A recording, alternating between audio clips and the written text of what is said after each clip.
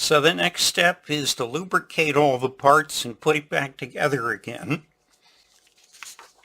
And I'll start by lubricating the pistol while I let all the acetone evaporate off of the internal parts. And once again, using the cut down swabs, what I like to do is to put a thin coat of the super lube on the internal surfaces. And you don't want to have gobs of the stuff. You just want to have a thin film, because if there's too much, it tends to attract dirt and debris. So what I do is I coat one of the swabs with the grease and then go inside. I sort of start at the front and just stir around, working my way towards the rear.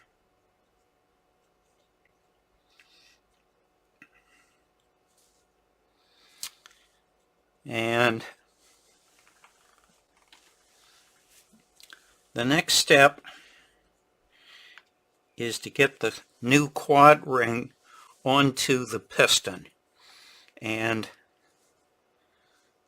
I start by putting some grease into the groove in the piston, again using one of the swabs.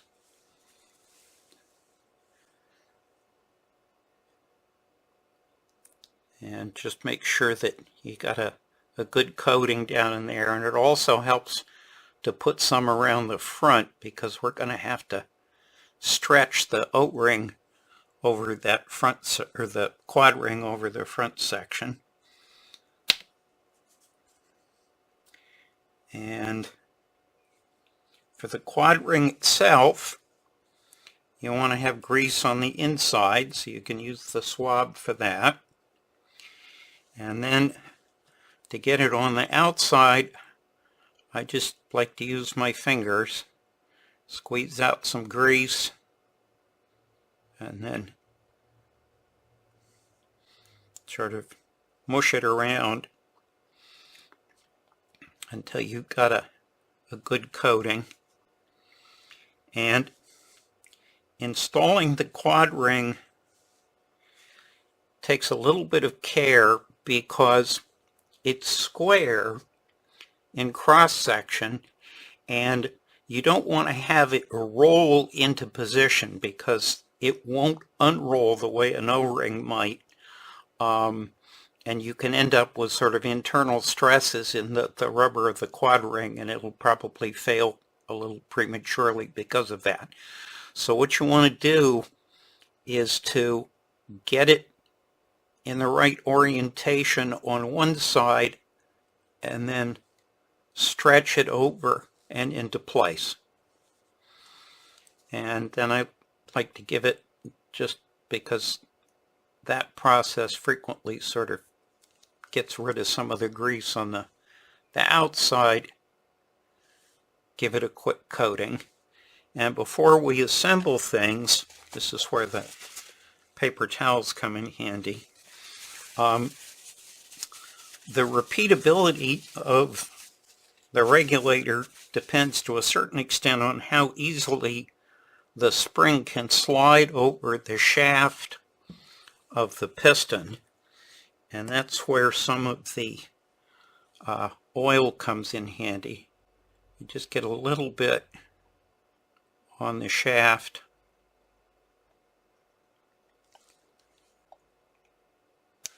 and then spread that around. And at that point, just put a little on the back here as well. At that point, you can put the piston in, and it'll go part way in, but to actually get it seated all the way down inside, sort of in the cylinder part where the seal operates, you need to give it a little push. Toothpick or one of the back end of the plastic swabs works well for that. Then for the spring, I like to oil that, and it's kind of hard to get the oil in between the turns unless you really flood it. And you can get some in the middle by putting oil on a swab and running it around. But at that point it's kind of drippy. So I use the duster to blow off the excess oil.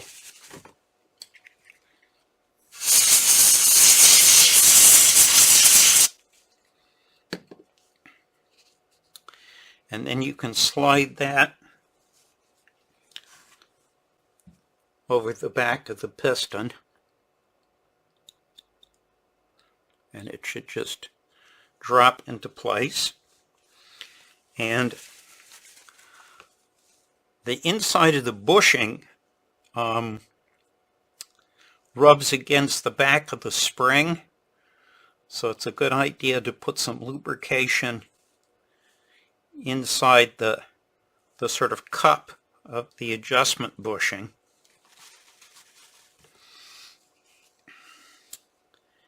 And you can drop that into place and sort of reverse the process. You can sort of try to stir it around with a toothpick until you get the threads engaged, and then screw it down until it runs into the spring. And at that point you want to get the adjustment tool and tighten it up to the same position it was before.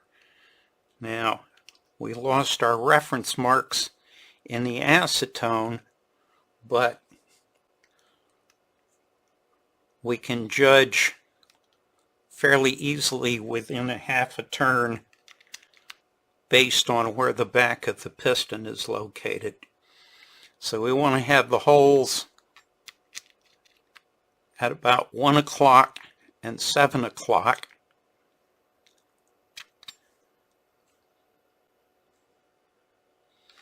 And with the piston slightly recessed, and that's about where that needs to be. So at this point the regulator's been cleaned, lubricated, and put back together again. It's not a bad idea to put some grease on one of the swabs and grease the threads that the cylinder screws into. You've got aluminum on aluminum. It's anodized, but if you want to keep the threads in good condition for a long time, you want to make sure that they're lubricated. And also get down inside with a little bit of grease where the O-ring on the cylinder seals. And at this point we can put the trigger back on using the reference marks that we made early on. And it doesn't take a ton of force for the clamp on the trigger to hold securely. Just finger tight is fine.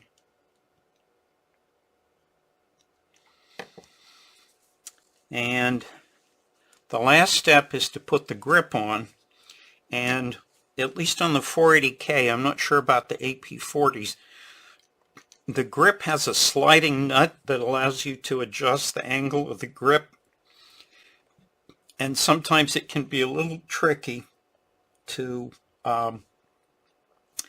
get the hole in the grip lined up with the nut.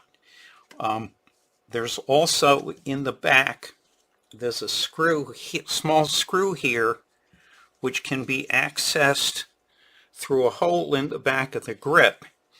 And once you've decided where you want your grip positioned, you can back that screw out until it hits the grip, and that way if you take the grip on and off, you can make sure that you always get it into the same location.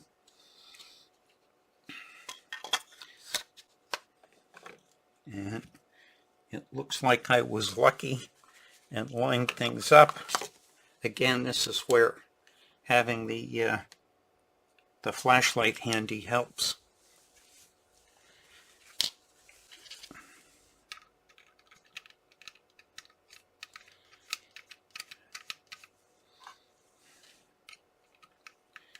And just tighten that up. But again, it doesn't have to be super tight. And at that point, the pistol is back together and ready to be test fired. So I'll go over the velocity testing and the results. I'm not really set up to video the velocity testing, but the chronograph that I use is this thing that's lashed onto the front of the pistol here. This is called a Combro. They were made in England, and unfortunately the gentleman who made them, I believe, is retired and they are no longer available. But they're very convenient and accurate.